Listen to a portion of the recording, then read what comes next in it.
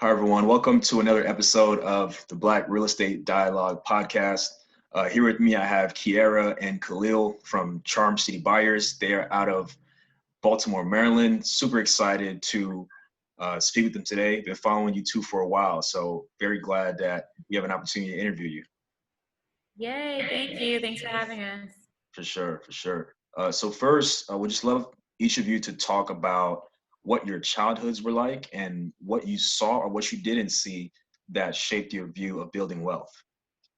My childhood, I was definitely I didn't want for much, right? So it was my both my parents, probably middle to times upper middle class, to be completely honest. So I don't necessarily have the rags the riches story. But my upbringing was surrounded by family. So it was a lot, very family oriented. And growing up, I watched our community change and continue to change as I'm a country girl. So as farms were sold and new housing developments were put up, and so lots of new houses, and watching kind of communities change and shifts and people move in, and how did that impact how life was prior. And so that was a big part of my upbringing was you know we definitely had an abundance mindset, right? I was raised to, you do what you want to do, so you do what you got to do, so you do what you want to do. So all about hustle and figuring out how you make happen what you want to happen. Yeah, dope. My upbringing was very much, I was the youngest of seven, Brady Bunch type of family where it was just a little bit of everybody type of deal. We had a relatively small, modest house. I'd say if you say like middle to upper, I'd say middle to lower class. A lot of hand-me-downs. I got two brothers who are just 1 and 2 years older than me, so it's just up until ninth grade, it was whatever they got is what I got next. No name brand stuff or anything like that. So we learned to play a lot of financial defense. So we learned how to save and cherish the things that you did get, because you didn't get a whole lot. We got enough to make us happy and smile. But the things that we did get, held on to them forever, and cherished them and really nurtured them and made sure that they were special to you, to me. The financial defense kind of goes far and beyond what I'm up to now, and how I've kind of learned to save and delay the gratification for as long as possible, until you get to a place where you don't have to delay it anymore. And it helped to springboard quite a few things that we have going on now. For sure. So how did you two decide that you wanted to invest in real estate and that's what you wanted to use as one of the vehicles to work towards building wealth? So yeah, we had a bunch of different options, and we had kind of a checklist at one point. Is it community oriented? Is it long-term residual income that you have to work for, but it's a different type of work? It's maybe fewer hours in a week. Is it something that is generational wealth and you can pass down? And quite a few things check all three of those boxes, but real estate is the one that really resonated the most with Kyara. Yeah, we sat down and said, okay, we were fresh out of college, so still really young, still boyfriend and girlfriend or whatever. And so it was like, all right, here's where I see myself and what I need and what I think I want, long term for myself, and what he was looking for long term for himself. And we kind of sat down, all right, what are those things that we need to accomplish to make those things happen together, if that's where this is going. And so that's what really spurred the whole thing in real estate, is like, what makes sense for you? What makes sense for me? Okay, how do we do this thing together? And real estate worked. And real estate was actually something that I had always been passionate about. That same kind of story around watching houses being developed and watching transformations happen was something I was really passionate about and knew that I wanted to do. And so it's something that I presented to Khalil as an opportunity as we looked at other things. And, at the end of the day, it ended up being something that made the most sense for us both. For sure. I think it's very interesting that you mentioned just growing up and seeing a lot of the new development that was happening around you, what was that like for you? Uh, did you wonder why you weren't participating in that or why it was happening? What was that experience like as a kid? Yeah, so as a kid, I mean, for me, it was more so like, we would ride around and be like, "Mommy, we should buy this house," right? So I was trying to figure out how to get in, and how to participate. And for me, I think at the time, I knew I would point out houses that I want my parents to buy, and I told them to buy Google and Amazon stock on an IPO, and I didn't have the money personally to do that, You were right? ahead of And the game. I was trying to get yeah, right. I tried to put them on, but it didn't work out that way. And I think for me at that time, it kind of solidified a few things. One, that I wanted to always have the option to do what I wanted to do. I always want to feel like I will put myself in a position to be able to pull the trigger when I say or think that I want to do something, to be completely honest. And so I think it just kind of lit a bit of a fire in and within me personally to say, when there are opportunities, I need to, stay ready so I don't have to get ready. And so when things pop up, I'm able to adjust and take advantage of opportunities as they come. For sure. And can you walk us through what that first purchase looked like? Yeah, so our first purchase was not in Baltimore, although most of our investments and all of our attention is in Baltimore now, where I'm born and raised. And but we bought a 3-unit shell in Hartford, Connecticut. We had a construction loan through a nonprofit that helped us to fund the construction. We did a tax credit, which was pretty interesting, keeping our property taxes low because it was a blighted and vacant property. And $120,000 later, we had 3 units, all fully rented and leased up and cash flowing nicely. Nice. That's awesome. Can you the nonprofit thing, can you talk more about that and how Yeah, it really helped? it's an opportunity that a lot of people kind of overlook or just naturally don't know about because people get so comfortable in just the traditional ways of doing real estate and even the traditional thought process around OPM, right? And so nonprofits, there are nonprofit community and residential developers all over the country that are really focused on redeveloping certain communities all over. And so what happened was the neighborhood and area that we were investing in was actually a target location for this nonprofit. And so we were networking, we were telling our story, we were trying to position ourselves for funding or to potentially sell. We're talking about wholesaling that house. It's kind of a whole other story. Yeah. And so we connected with them and they bought into our vision of investing in forgotten neighborhoods and turning vacant houses into homes. And so they end up working with us for that renovation of the property. Wow, that's incredible. For me, that what that says to me is the fact that at that time, even though it was the first purchase, you're already forward thinking because you're seeing property or neighborhood perhaps that's forgotten, and Mm-hmm. also telling your story while you're still pretty new to the game at that particular point, and lo and behold, the funds and resources came to you. So I think that's very, very cool. Yeah, it wasn't easy, that's for sure. And then, there are moments in the first one where you're scared and you don't quite know how it's going to pan out, but you keep your foot on the gas, you keep pushing it, and then eventually, the universe will send somebody to help you along your way. For sure. And what were some of the scary moments during that experience? Yeah, Buying the property was scary. Right, all of it, right? So we were fresh out of college. I was Wow. maybe a year out. You were, yeah, about 2 years out. You were almost 2 years out, and so we were super young.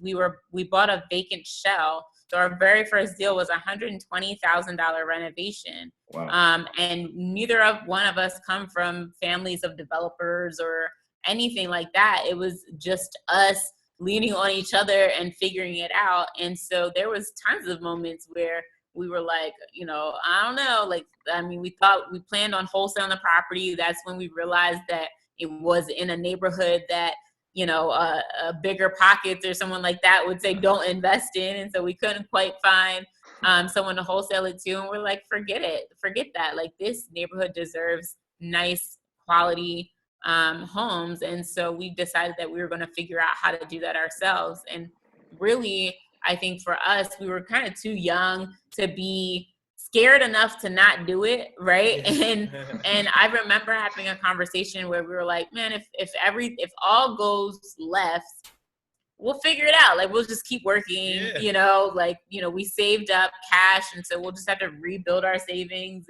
and figure it out. And so we were ambitious, and just ambitious enough to make it work and make it happen. For sure. It's interesting. I think something a lot of people get caught up on is just being scared or what's going to happen. And believe it or not, just in a lot of areas in life, you just have to do something, and you kind of just learn from there, and nothing's ever going to be perfect. So, you start somewhere and then you just kind of refine as you go.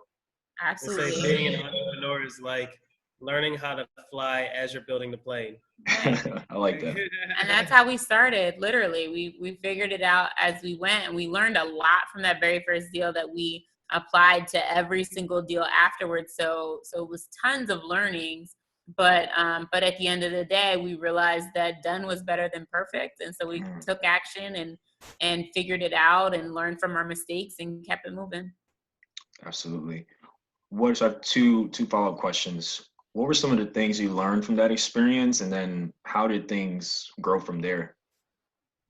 We learned how to pay better attention, closer attention to the numbers, I guess, and making sure we understand the numbers and the deal and the structure, how we're buying deals, and what the exit strategies are. We really learned how to analyze deals a lot better after that one. Absolutely. Yeah. Analyzing deals, that's a good one. And we learned construction. We learned the construction process. What are some of the pieces that go into large renovations? We learned not to be afraid of construction as well. So when you start with $120,000 renovation, there's not too much that scares you after that. Yeah. Although we have upped the ante with the level of renovations that we do, but we weren't afraid of numbers. We weren't afraid of big construction deals. And we were able to kind of learn through that process that we use every single day now. Amazing. So what happened after that? Like, where did the portfolio and everything grow from that point? Yeah, so we moved to Baltimore. Actually sometime during the phase of that first deal, because I was having Michaela. And so we moved to Baltimore, and we weren't here for more than maybe 3 or 4 months before we bought our first one in Baltimore. So we just kept it moving. Wow. We decided not to let the momentum slow down. We continued to pour into investing here. And what happened when we got to Baltimore was like, wow, there's so much opportunity. And even thinking about Baltimore now versus then, Baltimore's changed so much. And so we were like, there's so much opportunity here. We have to get in on this on the ground floor. Like, Baltimore's changing, it's shifting. Like, we have to buy now. And so that's kind of how we started in Baltimore. And then as we did that, we're like, wow, we really need to make sure people know and understand how amazing Baltimore is, how much opportunity and potential there is, and really strive to create the community that we didn't have when we first started. And that's how kind of things grew and multiplied here in Baltimore. Yeah. I think one thing about us, we've never had a chance to really sit and just enjoy what we've built. On to the next one, bigger and better, bigger, stronger. Yeah. And it puts a little bit of pressure as you close. It's like, oh snap, now I have to go to work and put this thing together, put the deal together, keep the guys moving and sell it or rent it. And then we do another one, and we keep on pushing ourselves as hard as we possibly can. And that's, again, because we started young. We got so much energy and so much spirit. And because we were able to achieve so much at such a young age, we love giving it forward and paying it forward and making sure that others are aware that this is absolutely an option that can become a reality. For sure, for sure. And what did that first deal in Baltimore look like? Was it similar? Was it a shell and a full renovation again? It wasn't quite as bad. It was a smaller property, so it required less, but we did use some creative tactics like in the first one. Again, the first one, tax credit and nonprofit funding. The second one, we used private money lending and seller financing. So we combined those two strategies together. We didn't have to come to the closing table with any cash. The seller, the private money came with half of it. The seller held half of it, and we got it up and running with our own cash infusion into the construction part of it. And then the tenant paid the mortgage and some, along with the first one, kind of waterfalling and or snowballing, whatever term everybody uses nowadays. And, cash flowing. Right. We use funding from the 3 unit because we were able to have that influx as we needed it for construction, renovation, whatever it was in the property in Baltimore. We just kind of, like Will said, snowballed or waterfall. I can't remember what we usually say. I think it's snowballed the money from that property into the next, and then we just kept doing that. Like, we kept just funneling funds from one property into the next so that we were able to build a portfolio while at the time we were both still working full time. For sure. And there's a couple things I'm noticing here. So the first is wherever you two were, you thought about the possibilities of what could be in the area that you're in or the area that you invested in, which I think is great. And, I think just generally people will be a lot more successful if they adopt that kind of mentality. Because if we think about it, in our communities, these days around the country, especially, change is happening. It has been the last 10 or so years in a lot of Black and brown communities all over the country. But there are other people who come in and they see what it could be. They see what it could be, and they renovate the homes or they build new development. And we could participate if, of course, if we have the knowledge, but if we also had that vision. So I think it's really great. And then secondly, the fact that you took that action in the beginning provided, like you said, provided some cash to support the next move. And I think it's so important that you took that first action, and it seems like, things kind of have built from there. Yeah, thank you. Yeah, that's a great observation. That's exactly right. Yeah, it's really important that we see the opportunity and potential in our neighborhoods first, right? I think a lot of times it's really easy to kind of, you get jaded by where you're from sometimes, to be honest. Yeah. And so, trying to take that outside perspective, or even I think it's really important to get away and come back, whether that means you're going to college and then you actually come back, right? A lot of times we go to college and we never come back. I think that gives you a new perspective on potential and opportunity, and we miss it a lot of times, and that's one of the things that Khalil and I are super passionate about, is sharing our passion for Baltimore, because a lot of times it turns this light bulb on, oh yeah, you're right, Baltimore does have the best restaurants and tons of really great jobs, and there's all these young professionals moving into the city, and there's a lot of shifts happening, and sometimes you just need someone else to plant the seed to really be able to see it and turn on that light. And so we're all about shouting Baltimore from the rooftops, because not only do we want to make sure that people that are here see what's around them, but also those who are open and willing to add value in the communities in which they invest. We want them here too, right? And we want to make sure that as Baltimore continues to change and shift, we are helping to position people to win. And so when you think about the DCs, the Brooklyns, the Harlems, all these different cities where we as a community of Black and brown primarily areas weren't in positions of property ownership to be able to really ride that wave like we could have or should have. And we weren't really in positions of power through ownership to be able to dictate what that change looks like. And that's what we spend a lot of our time. That's what 2020 honestly is dedicated to, as Baltimore is changing, that we are positioning people and entities and organizations and whomever to be in a successful place or a place of success as Baltimore changes, and they have a say in what that change actually looks like. Absolutely. Absolutely. Then I know you mentioned for that first deal, there was private money involved in seller financing, and those are two hot topics, two things that people seem to are either confused about or want to learn about. So can you talk about how you were able to structure the deal in that way with the private money and the seller financing, and how it all worked out for you? Yeah, so for the private money, we typically work through, you can either work through debt or equity are the two main returns that a private money lender can capture. But before I even go down that hole, what is a private money lender? It's somebody who in your personal network or your professional network who has cash.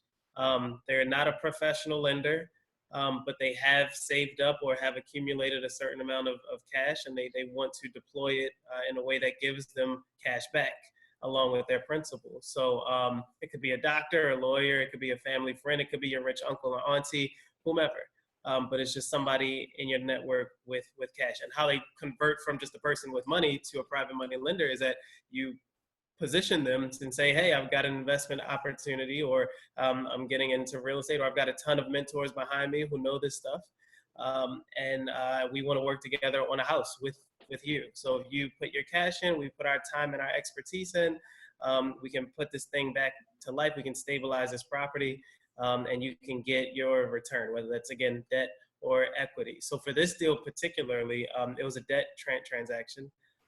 We do all of our private money structures with debt.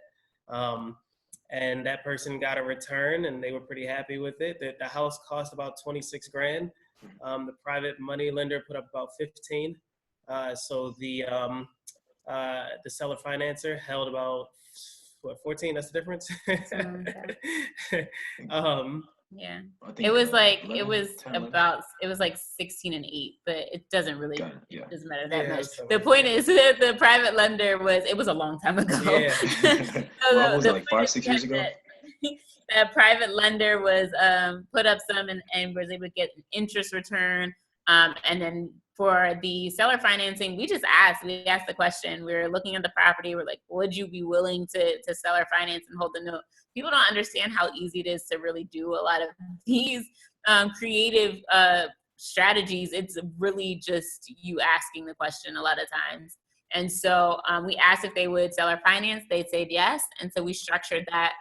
So it was a 3-year monthly payment. So we paid off the property in 3 years with the seller financier. So it was really great. And then we were able to just put our funding into the construction. Yeah.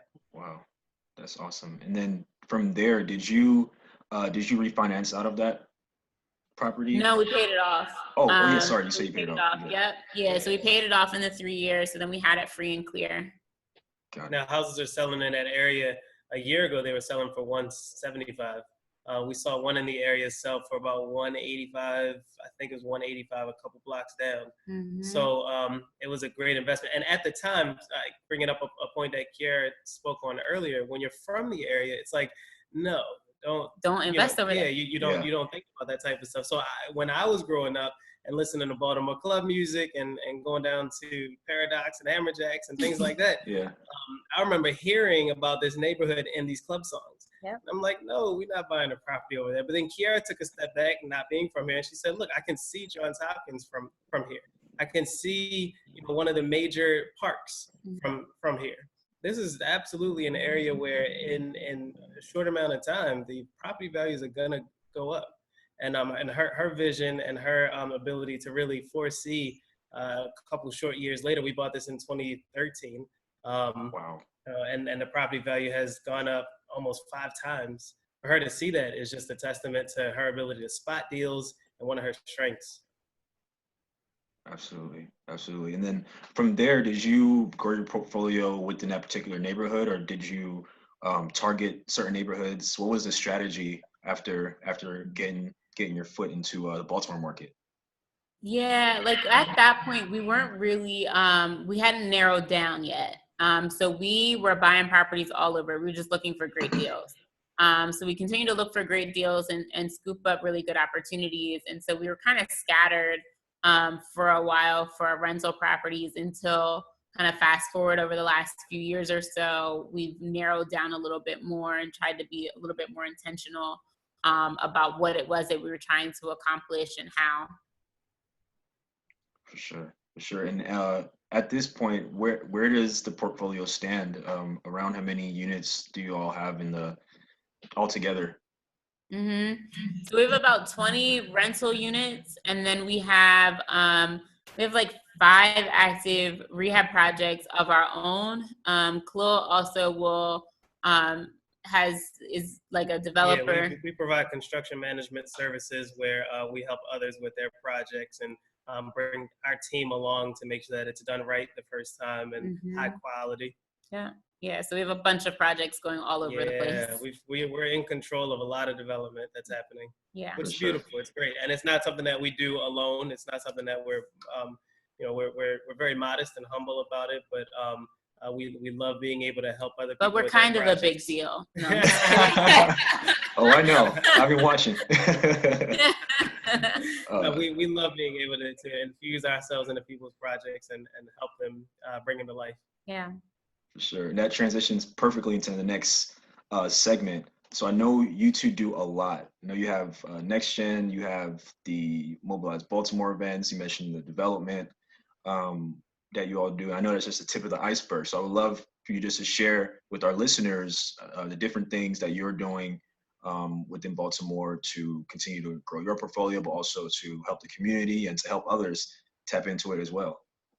Yeah, right now we've kind of really been focused on, because we have large construction projects that we're doing. So we haven't been doing really for the last few months or so a lot of buying ourselves, but more so supporting the purchases and portfolio growing of all of our NEXTgen Accelerator folks. So the NEXTgen Accelerator is our baby. That's my passion project. Honestly, I think NEXTgen is really aligned with my purpose, but in NEXTgen, we are really helping and supporting new and current investors in starting and growing their portfolio and investing in Baltimore successfully. And so we're sharing like the nuts and bolts of investing, going through the full entire investing cycle, and really with the goal that within 6 months, folks are buying property. And so they're buying property in Baltimore, whether a house that they're going to live in and house hack, or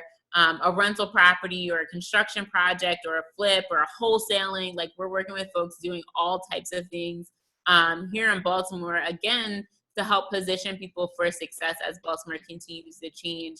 So there are our mentees. They literally call us mom and dad.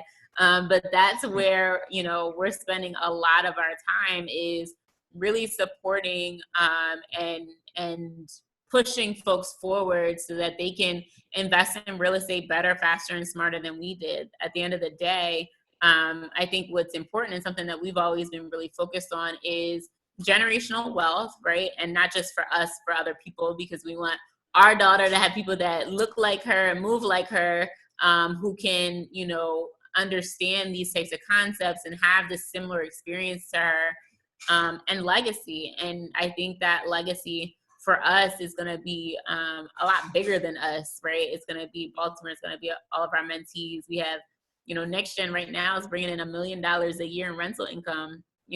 They're killing it. And so thinking about how much wealth has been generated in cash flow and lives are being changed is really, really humbling. And so through this year, our goal is that NEXTgen is buying 220 units in 2020. So we are like amping up the support and the resources and growing the family, because we want to make sure that, people have that seat at the table. Yep. For sure. And can you talk more about the construction and the development side of things? Yeah, absolutely. So when we first started out, we kind of coined ourselves as investors, like most people do. And then later in the game, you kind of learn that investors are the ones who put the cash in, and the people who do the work and kind of see this thing happen are the rehabbers or flippers.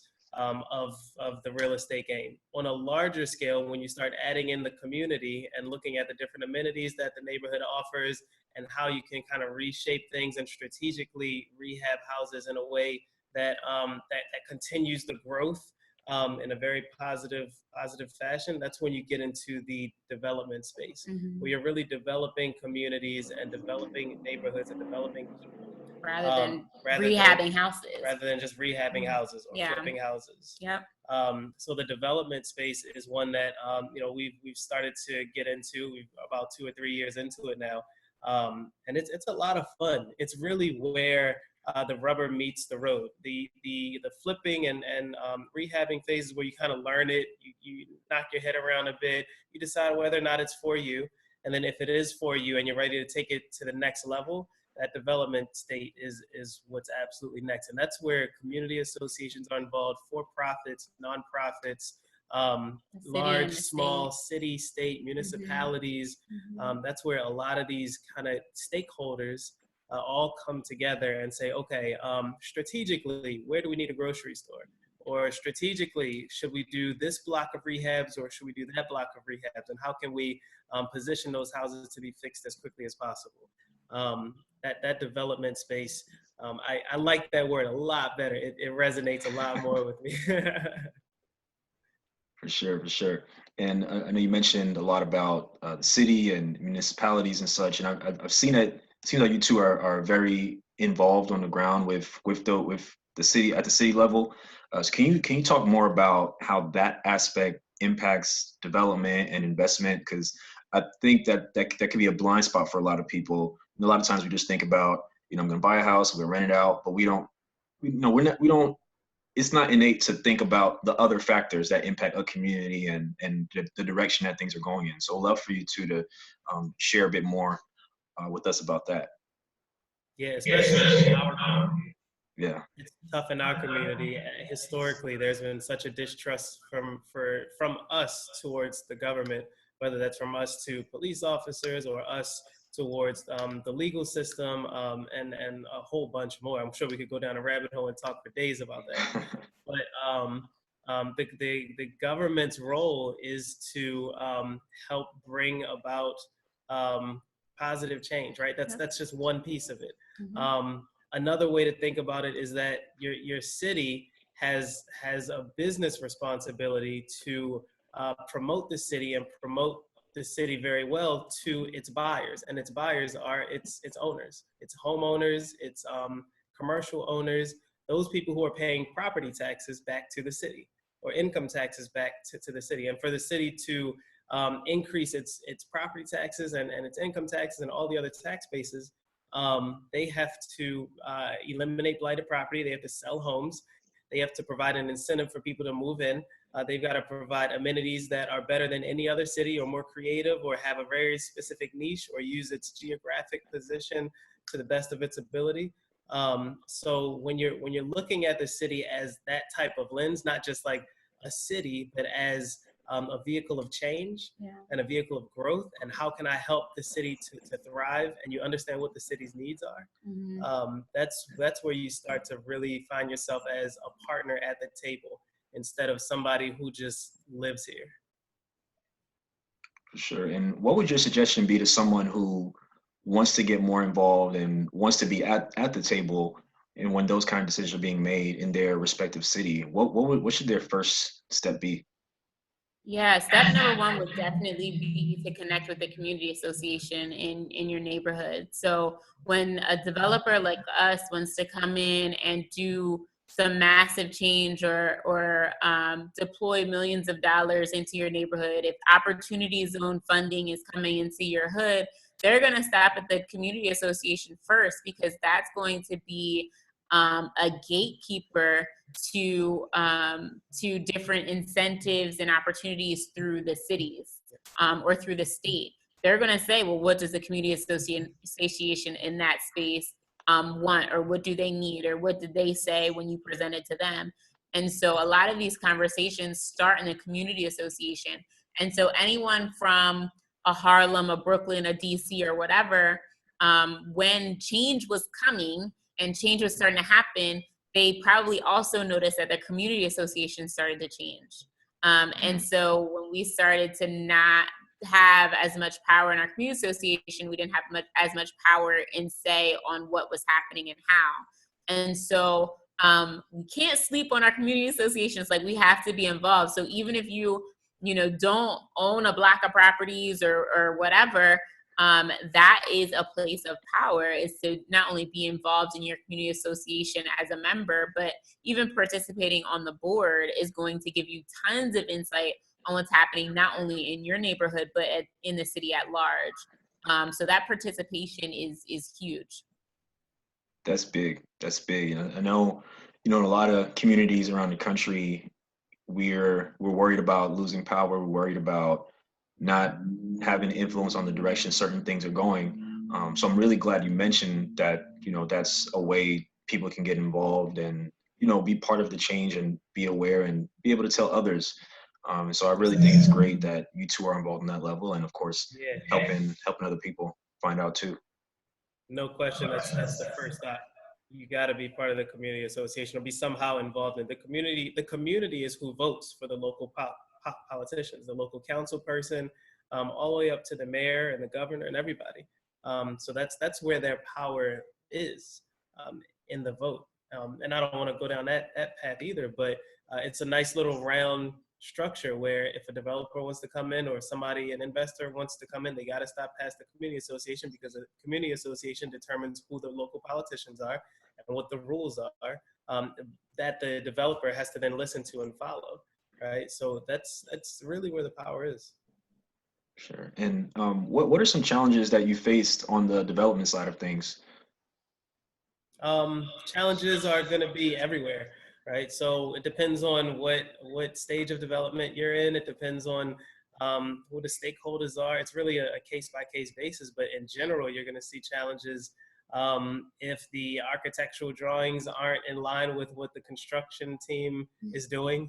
Right? There's challenges like that. You can see challenges like if a developer doesn't respect the community association, and then the community association kind of fights back and says, we don't want X, Y, and Z development here, and they pull their power together and voice it in a very coordinated effort. They can literally stop projects. They can stop permits from getting passed. Wow. And no projects can go forward, which is great, right? That's the power of it. We don't want one person or a handful of people coming in and making massive changes to cities that others don't want. Or they can compile together and say, all right, for this development, they brought in these vendors, but we're not going to shop there, right? Everything shuts down. There's a lot of different things that could potentially happen. Sure. And I see that your daughter is very involved. Like, she's around and everything that you're all doing, which I think is amazing. So can you talk more about why you decided to have her involved and have her aware of what's going on? So the truth is, our first deal, I was pregnant with Michaela. So it wasn't really, she was here the whole time. That's why. She was here. She's been here the whole time. And so, I mean, literally, she's here right now. And so through that experience, right, she's going to absorb her environment. And her environment has been full of entrepreneurship. Her environment has been full of real estate. She knows our tenants and all that kind of stuff. Or she used to. We used to run around a little bit more than we do now. But yeah, like that's important to us, is to expose her to more than just working until you collect a pension, like a lot of us were exposed to at her age. And her understanding finances and money is important, because she is going to probably have more than we did when we were her age, and she needs to know what to do with it. So those types of things are critical. And I think for us, we try to expose her to different things, different opportunities, different cultures, different languages. Like, we're pretty granola in that in that sense, but it's all about making sure that she's positioned for success, and she knows how to navigate this world, better than we did at her age. Yeah, for sure. Yeah, I can only imagine, by the time she's 18, 20 and up, she's probably take over the whole city. Yeah. And we try to make it fun too, so Yeah. she wants to, so she doesn't like rebel. Like you know, I'm not gonna work anywhere. But yeah, we try to make it fun. But yeah, I mean, it'll be very interesting to see how she grows up and what where she finds her passion and all that kind of stuff. For sure. And what are your 9 to 5 backgrounds? Prior to? Yeah. When I graduated college, I was extra corporate. So I was in a leadership development program at a Fortune 100 company. Nice. So I was doing a lot of like strategic development and organizational change and managing teams and stuff like that. And then my last job was running operations for a software development firm. So I've always been operations, strategy, visionary type stuff. Yeah. Nice. When I got out of college, my internship had rolled into a full-time position in a HR department, you know, just kind of doing it. Yeah. And I was bouncing around for a little bit. I went from HR to staffing and recruiting and sales-based staff recruiting.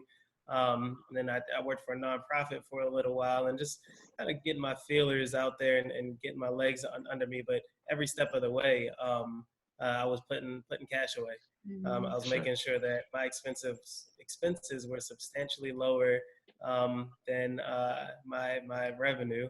I made a lot of sacrifices. I graduated 2010 and from college, and I was driving a 1994 Cavalier, and I was sharing a room with a brother and kind of sacrificing as much as possible, putting every penny away. I had a spreadsheet that said, okay, if I go out on Tuesdays with these guys, I spend too much money. Let me not go out with them anymore. Yeah. Like a little bit of everything, and it's just stacking.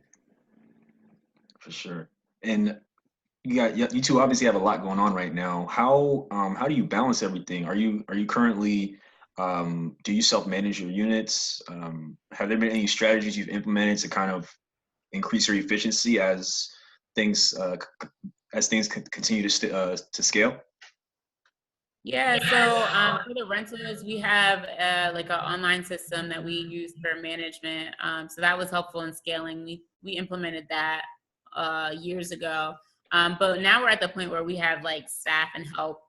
So we have some staff that helps with some of the property management. We have some staff that helps kind of here and there with different things, maintenance people, which is helpful. So we've definitely built out our team, and that kind of relieves some of the stress of everyday tasks, so we can focus on things that are a little bit more heavy hitting. Yeah, it used to be us. It used to be us, for and sure. It wasn't that long ago, for real. It was us, like.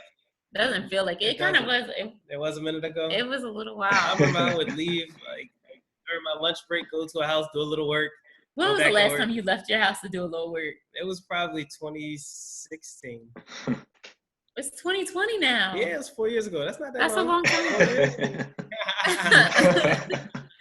Feels like it was yesterday. I mean, we've put pipes in. We've done all kinds of stuff. We've done a little bit of everything. Mm-hmm. Small, little, large. Just getting the job done. Being whatever we needed to be in that moment to keep progressing forward. While working 2 full-time jobs, while raising a kid. Yeah. I was in a graduate MBA program at the time. I mean, it was a lot. Yeah, and so now fast forward, now we have a team and have a little bit more process and kind of so that we can again work on our business rather than in it, and really look forward to what it is that we're trying to accomplish and how. Yeah, our job now is to be at the 30,000 foot level and make sure it keeps growing. Mm-hmm. For sure.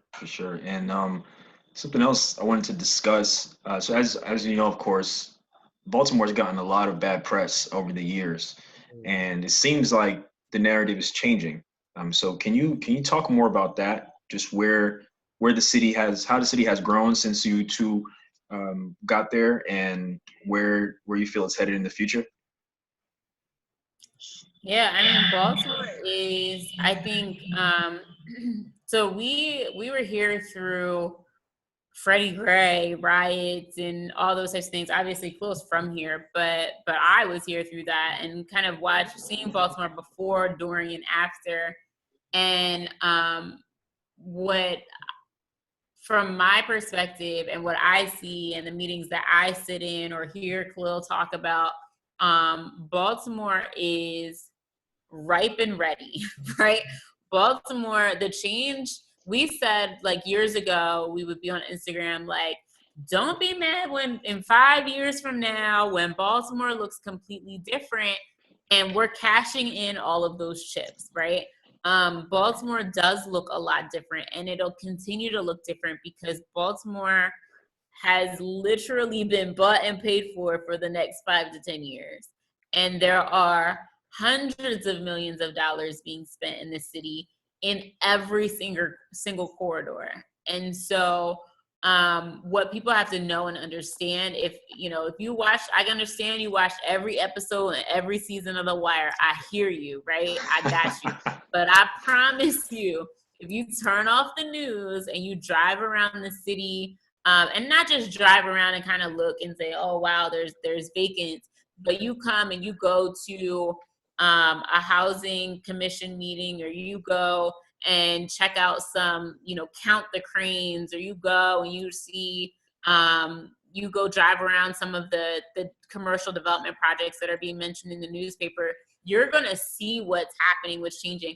Just look up some properties and see how much they sold for a few years ago and how much they're selling for now. Yeah. You're going to see that the things that we've been saying is here, and it's only going to happen more and happen faster. So the best time to invest in Baltimore was probably 5 or 6 years ago, but the next best time is now. And so it's really about, getting out of your own way and just, putting your money towards or putting your time, your efforts, your focus towards an area that is like destined to change and to grow. And really, Baltimore has the opportunity to do that differently than so many other cities have. We can do it in a way where I always say we keep the charm in Charm City, right? We have this opportunity to be able to really dictate what that's going to look like here. And it can look amazing. Like, it can just be Baltimore, keep the essence of Baltimore, but have fresh food, right? Like, and just simple stuff like pushing the city forward, but still keep folks here and keep the essence of Baltimore here. So I'm a big fan, if you can't tell. I think Baltimore.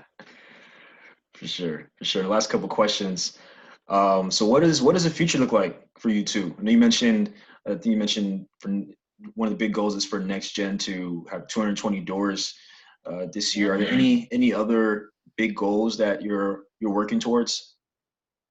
Yeah, lots. Commercial multis are in our future. More strategic partnerships and a lot of growth. Putting people on, putting the city on. Yeah. Making sure that the nation and the world know about Baltimore. The sky's the limit. We want to make sure that we're positioning ourselves to do as much as we possibly can. I have a friend who we were talking one time, and he said when he leaves the earth, he wants to leave on E. I was like, yeah, I love that. That's perfect. Wow. That's exactly it. I like that. That's a shirt. Yeah, like there's no way I want to die and be on my deathbed talking about, oh, I wish I could have, would have, should have. Like, nah, you have one life, and that's it. That's all you get. So we want to do as much as we can for our legacy, for other people's legacies, for the city, and make sure that we are doing it in a positive and impactful way. Yeah, with some vacation sprinkled in the middle of there somewhere. Gotta have some fun. Yeah. Lots of treating ourselves. And do y'all have any events coming up? We do.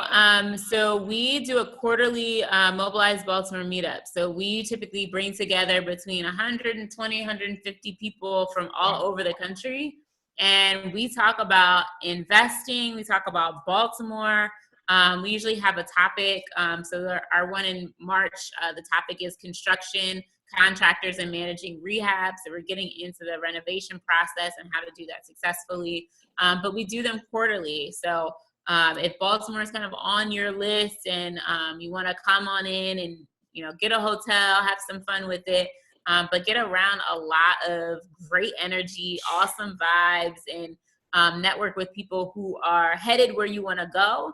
And you'll be around people who have been where you're trying to get to. And so it's a great room to be in. It's always a lot of fun and tons of information. So that's a great way to just get in the room with us and get in a room with other investors and peers to be able to just talk shop about real estate. For sure. And can you do a recap of just the different programs you have going on and the resources, and also how people can get in touch with you? We'll definitely be sure to have all that information in the show notes.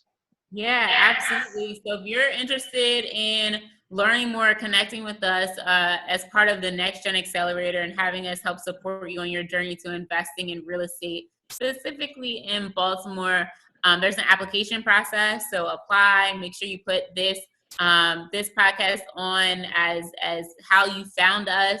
But that's definitely number one. We also, you can also check us out on Instagram, on Facebook, Twitter. We have a YouTube channel now where we release information and tips and tricks and all that good stuff weekly. All of those are Charm City Buyers, and of course, charmcitybuyers.com, where you can learn more about Mobilize Baltimore or sign up to be the first to know about the next Mobilize Baltimore meetup. But we're always open books. We share a lot. We have plenty of people sliding in and out of our DMs. So definitely, reach out. We're here to help. We're here to support people. We want folks to be able to build wealth through real estate. And so whatever we can do to help make that happen is what we're all about. For sure. This was an incredible interview.